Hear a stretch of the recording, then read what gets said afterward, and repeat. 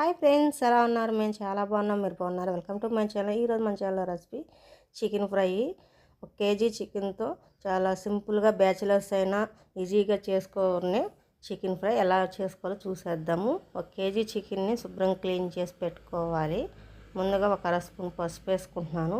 2 spoons కారం వేసుకున్నాను. మన చికెన్ తగ్గట్టు ఉప్పు కూడా వేసుకోవాలి. నేను 1 అర స్పూను ఉప్పు వేసుకుంటున్నాను. మీరు తినగలిగినంత వేసుకోండి. ఇప్పుడు ఫ్రెష్గా నూరుకున్న అల్లం, వెల్లుల్లి, జీలకర్ర అదొక స్పూన్ వేసుకోవాలి. 1 స్పూన్ ధనియాల పొడి, 1 అర స్పూను జీలకర్ర, కొంచెం కొత్తిమీర, ఒక 5 పచ్చిమిర్చి వేసుకోవాలి. సన్నగా కట్ చేసుకున్న టమాటా ఒకటి వేసుకోవాలి. సన్నగా కట్ చేసిన ఒక పెద్ద సైజు ఆనియన్ అది కూడా వేసుకొని మొత్తం ఈ మసాలా మొత్తం చికెన్కి బాగా పట్టేలా కలుపుకుందాము. ఇదంతా కలుపుకొని 1 అరగంట మనం పక్కన పెట్టుకోవాలి.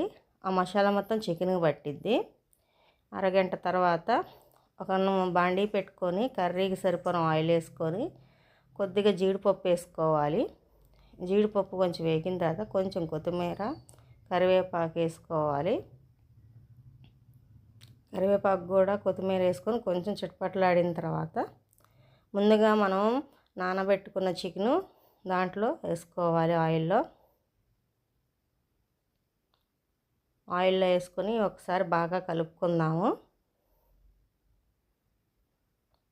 మనకి చికెన్లో వచ్చే వాటర్కే చికెను మనకి చక్కగా ఉడికిద్ది. ఎక్స్ట్రా వాటర్ ఏమీ వేసే పర్లేదు. ఒకసారి కలిపి మూత పెట్టుకొని మీడియం ఫ్లేమ్లో పెట్టుకుంటే మన చికెన్లో వాటర్ వస్తుంది. ఇదంతా వాటర్ అంతా పోయి దగ్గరగా అవ్వాలి. ఇదిగోండి, చికెన్లో ఏ వాటర్ వేయలేదు, వాటర్ వచ్చింది మొత్తం.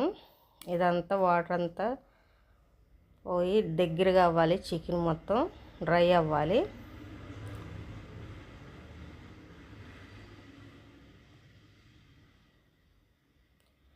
చికెన్ అంతా వాటర్ అంతా పోయిన తర్వాత 1 స్పూను గరం మసాలా, కొంచెం కసూరి మేతి వేసుకుంటున్నాను. మీకు ఉంటే వేసుకోండి, లేకపోతే లేదు.